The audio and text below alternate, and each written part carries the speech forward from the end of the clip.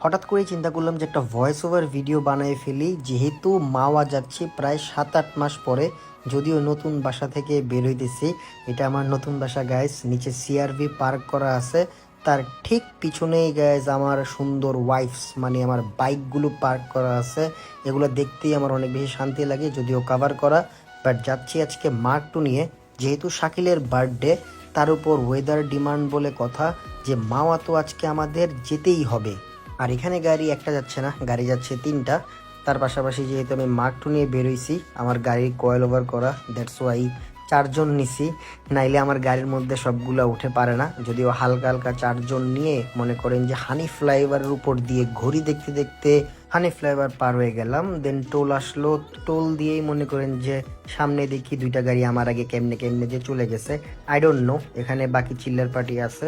যদিও 12জন যাচ্ছি, তার মাঝখান দিয়ে সজলরে উঠাইছি মনে করেন যে বাবুবাজার ব্রিজ থেকে। ওরে আমাদের গাড়িতে নিব না, দ্যাটস ওয়াই এক্সিওতে পাঠিয়ে দিছি।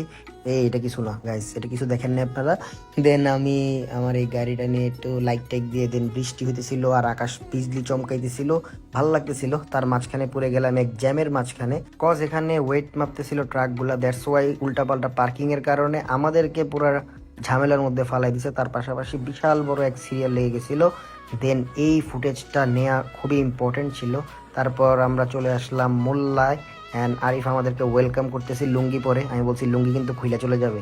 তারপর সেলফি তুলতে তুলতে ঢুকে গেলাম মাছ দেখতে, অ্যান্ড আরিফ খুব এক্সাইটেড, যেহেতু 6-7 মাস পরে আসছি।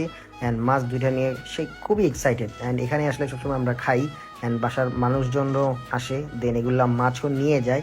দেন আমার মার্কটুর মধ্যে সোয়াগের একটা প্লেট লাগাইছিলাম, দেখতে ভালোই লাগতেছিল। আসলে মার্কটু একটা ড্রিম কার, মানে ড্রিম কার বলতে মানে সবারই ভালো লাগে গাড়িটা, যত দামি গাড়ি হোক না কেন, মার্কটু ইজ মার্কটু, কথা হয়েছে একটাই। দেন একটু ট্রাই করলাম আর কি, মানুষের ভিডিও দেখে দেখে নিজে মাছ ভাজার, বাট আমাকে দিয়ে এটা হবে না। তারপরে মনে করেন যে আমাদের খাবার দাবার চলে আসলো, আর খাবার দাবার দেখে ভালোই লাগতেছিল, যেহেতু প্রচুর ক্ষুধা লাগছিল, তাই আগে নিজে ভাত খেয়ে ফেলতেছিলাম, কিছু দেয় নাই দেখা। বাট সব দিছে, দেওয়ার পর আলহামদুলিল্লাহ আমরা খাবার দাওয়া শেষ করে আবার গাড়িতে উঠে যাওয়ার পালা। কজ আমরা যাব নদীর পাড়ে, অ্যান্ড মাওয়া কখনো আমি এইরকম দেখি নাই যে এত ফাঁকা, কেউই নাই, একদম ফাঁকা অবস্থা।